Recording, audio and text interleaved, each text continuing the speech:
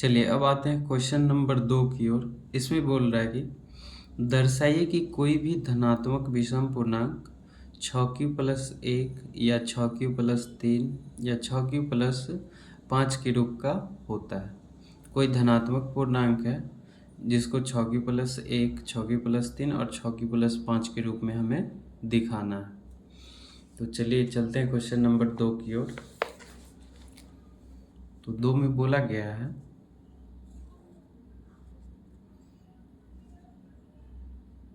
कि धनात्मक पूर्णांक को हमें कोई भी धनात्मक विषम पूर्णांक हम क्या कर लेंगे, पहले मान लेंगे। माना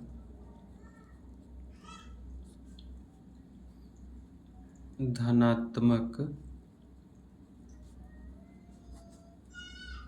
विषम पूर्णांक ए है।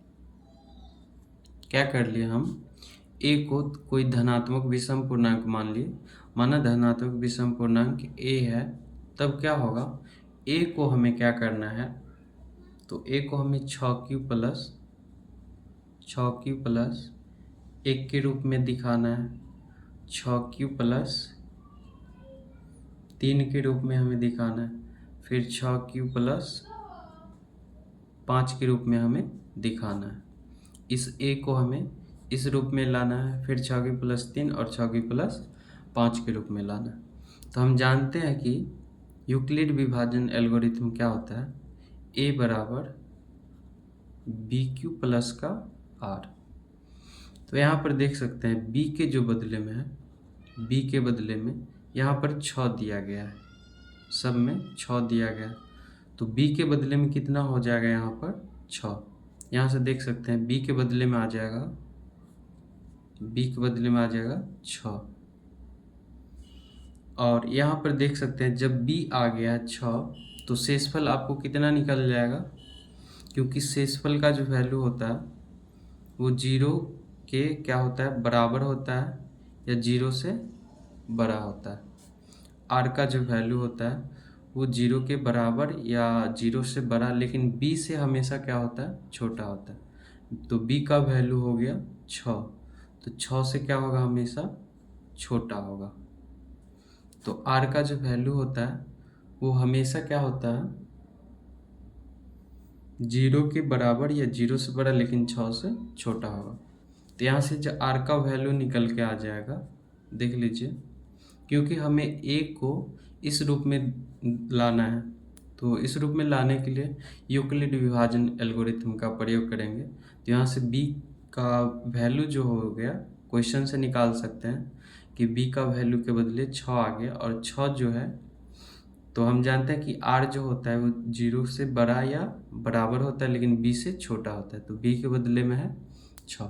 तो यहाँ से 0 के बराबर, यानी 0 भी हो सकता है, 1 भी हो सकता है, 2 भी हो सकता है, 3, 4, 5, लेकिन 6 से हमेशा क्या होगा, छोटा होगा। मतलब आर का जो वैल्यू जाएगा वो 0 से 5 तक जाएगा। तो यहाँ से अब हम क्या करेंगे, यूक्लिड विभाजन एल्गोरिथम का प्रयोग करेंगे।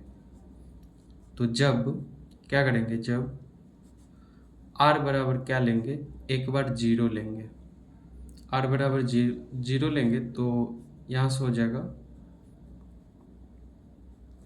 यूक्लिड विभाजन प्रमेय से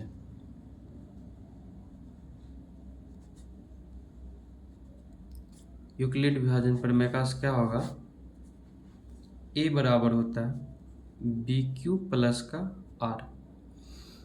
तो यहाँ से हम देख सकते हैं ए के बदले में तो ए है धनात्मक विषम पूर्णांक, हमने ए माना था, तो ए के बदले ए ही आ जाएगा, ए, लेकिन बी के बदले में आ जाएगा 6, क्यू के बदले में आ जाएगा आपको, यहाँ पर दिया गया है क्यू के बदले में क्यू, तो हमें क्यू ही लाना है।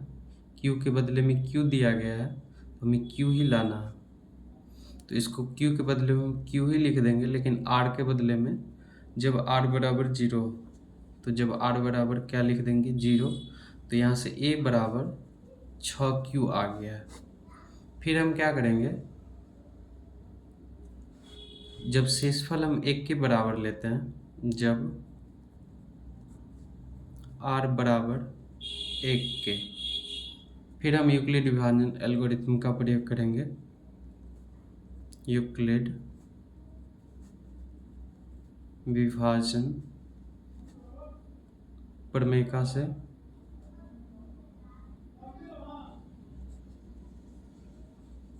क्या हो जाएगा, यहाँ से यूक्लिड विभाजन प्रमेय से a बराबर होता है बी क्यू प्लस का r।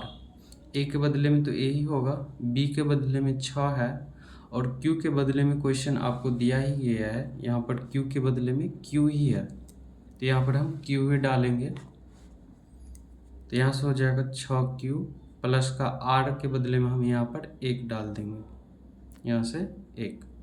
तो यहाँ पर देख सकते हैं कि a को हम 6q प्लस 1 के रूप में ला दिए हैं, यानी कोई धनात्मक विषम पूर्णांक को हम 6q प्लस 1 के रूप में लाए हैं। हमें यही लाना था 6q प्लस 1, तो 1 तो आ गया है, हमें ये 2 भी लाना है। तो चलिए इसको जो आया है आप इनको इसको समीकरण हम क्या करेंगे, 1 मान लेंगे। चलिए अब चलते हैं आगे। चलिए जब r बराबर हम 2 लेते हैं, तो पुनः हम क्या करेंगे, पुनः यूक्लिड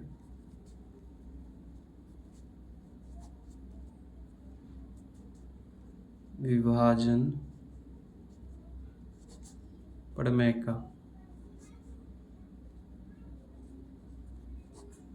से, पुनः यूक्लिड विभाजन प्रमेय से a बराबर होता है बी क्यू प्लस का r।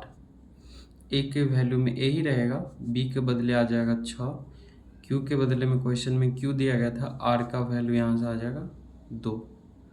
तो हमें 2 तो नहीं लाना है, फिर हम क्या करेंगे, r का जो वैल्यू होगा वो 3 रख के देखेंगे।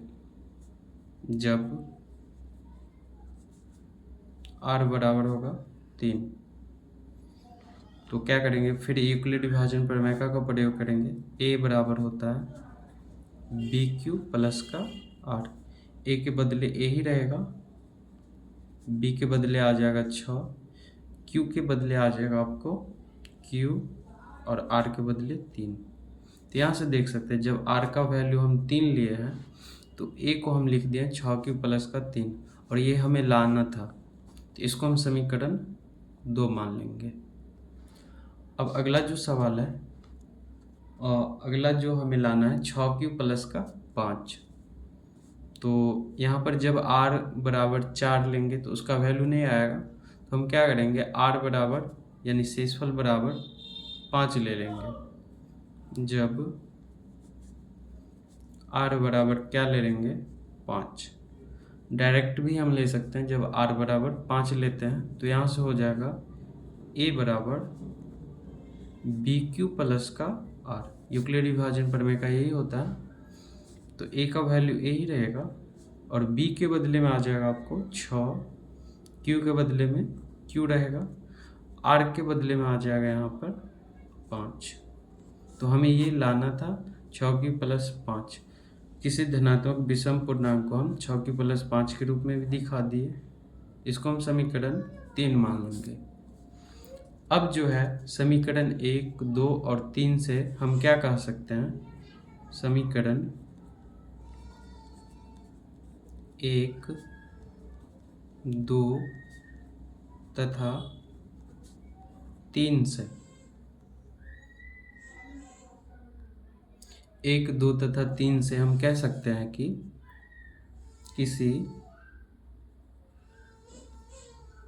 किसी